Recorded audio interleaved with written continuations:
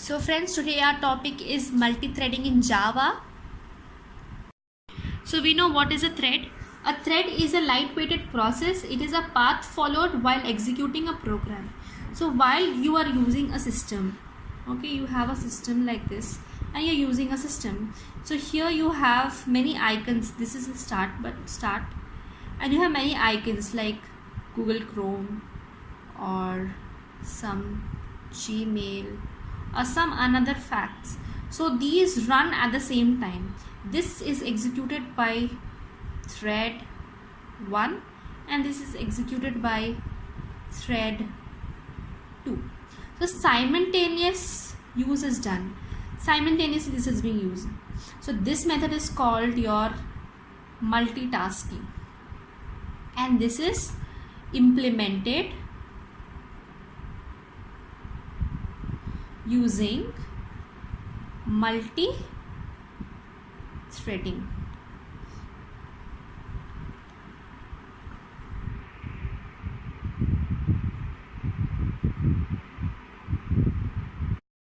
So how to create a thread?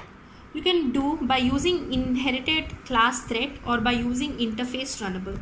So I'll show you how to create a thread. So you'll write class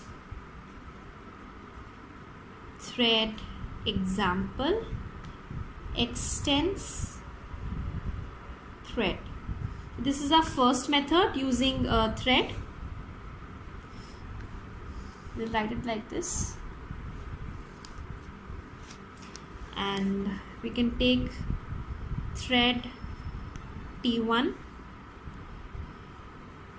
thread of T1 is equals to new of thread.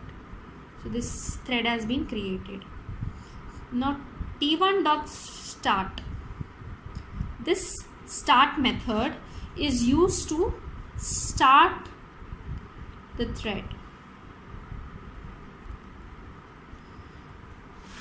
Next, in order to make it executable, we have to write public void run, and you can write some code here and close it. Next is, you can close, not this one, public static void main string args. You can write, what was our class name? Thread x e is equals to new of thread x, and this will be executed. Close this. This is the default how you create a class using thread. Now for using runnable, you just need to reverse the code with implements runnable, and rest remains the same. Now what is the life cycle of a thread? Life cycle. First is the newborn state. As all human beings or all living things, life cycle of a thread also has a newborn state.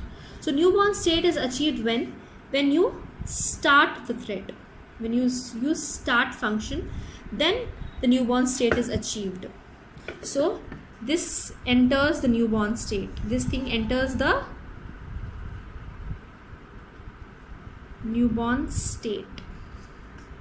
Okay. Next comes the runnable state. Runnable state is when it is ready for execution. Ready for execution, but no invoking is done. Okay, it is ready. As you are ready for a marriage party, but as you have not started from the house, so you are in a runnable state. Next is the running state. When you get the invoking, when you get invoked by run method. See here, run method. So here you are entering into the running state. Okay, now run method. Next is the blocked state. Blocked state, we block people on WhatsApp or social media. What? They are not able to access us anymore. So block state is similar thing. No thread execution. So you can do by using 3 methods, which is wait. So until some program is done, until some other code is executed, this thread can wait. So it is thread.wait, like this. Next is suspend. You can hold them. Next is sleep. Now sleep, mind you, has some time limit.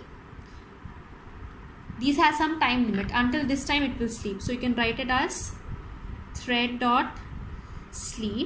and you always have to write it in milliseconds, like 1000 milliseconds. So it is 1 second actually. So up till 1000 seconds it will not work. Okay. Next is wait.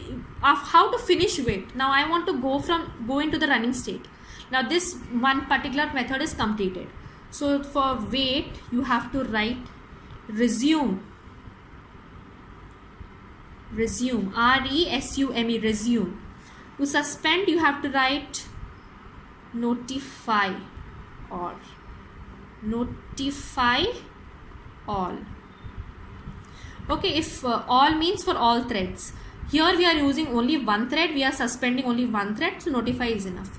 Timed sleep does not need any other to implement it, because it has a particular time, and after that time it will automatically get executed, or it will come into the running state.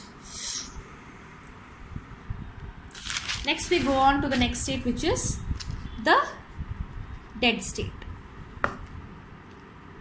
Dead state means thread is killed or work done.